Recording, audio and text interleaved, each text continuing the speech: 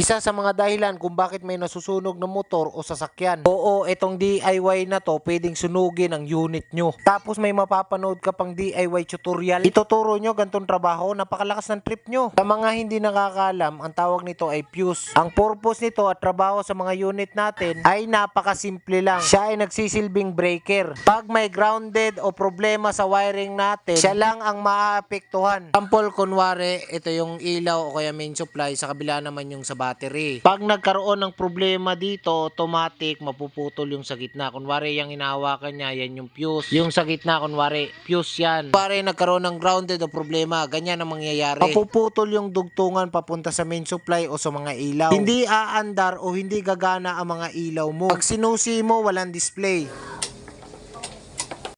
Kahit anong gawin mo dyan, hindi talaga iilaw yan. Naputol nga yung fuse Tapos may magpapabilib, tatalian ng wire yung magkabila ang terminal ng fuse. Gantong ganto gagawin nila kasi napanood nila. Di tinanggalan nyo na ng trabaho yung fuse, 100% gagana yan. Pero ang problema, hindi niya na madedetect ang grounded ng mga unit nyo. Ang maiwasan sana ng pagkasira o maaaring pagkasunog ay posible talagang mangyari dahil sa maling nakikita at napapanood nyo. Wala pang 30 pesos yan, titipirin nyo. Sana nakatulong kahit papano. Follow for more.